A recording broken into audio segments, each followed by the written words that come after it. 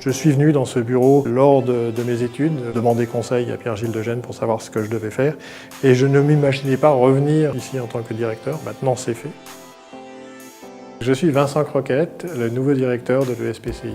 Je suis un ancien élève de cette école. J'ai fait après une carrière de chercheur, en passant par les États-Unis, puis par l'école normale. J'ai travaillé principalement dans deux domaines, la physique non linéaire et plus récemment en biophysique, où nous nous sommes intéressés donc, à des systèmes de molécules uniques pour, par exemple, étudier l'ADN et les enzymes qui travaillent dessus.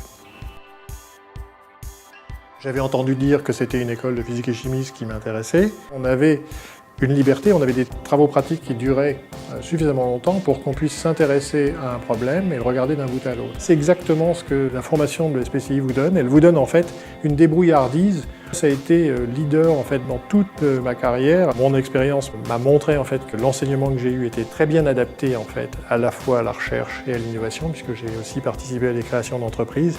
Et je voudrais vraiment insuffler cette notion encore plus fort à nos étudiants. Mon but, c'est d'améliorer encore un peu plus la formation actuelle qui est bonne, de mettre l'école encore plus en phase avec les réalités actuelles, le fait qu'il y ait donc des avancées informatiques et électroniques, un peu dans tous les domaines qui sont vraiment importants. Mon ambition, effectivement, ça serait faire que l'école soit un jardin, en fait, pour apprendre la science. Le programme de l'ESPCI est un peu lourd. Si on a un peu plus de temps de réflexion, ça fait pas de mal. Pour gagner un petit peu de temps libre, gagner un petit peu de liberté et d'avoir des nouvelles idées.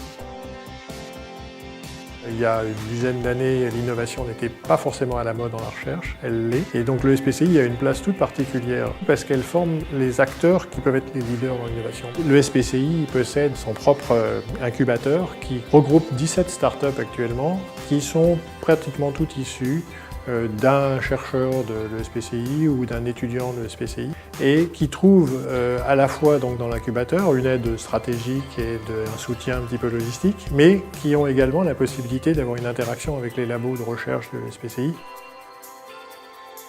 L'école va être complètement rénovée, je crois que c'est une chance extraordinaire. Ces travaux vont permettre de complètement bousculer, si je puis dire, les lieux et de les remettre au goût du jour, de les mettre dans des conditions idéales. L'ESPCI est une petite école au sein donc, du quartier latin qui est très dynamique, mais PSL lui offre en fait la possibilité d'avoir plus de communication avec l'école normale, avec l'Institut Curie, avec ses voisins directs. PSL est une opportunité qui ne peut faire que du bien.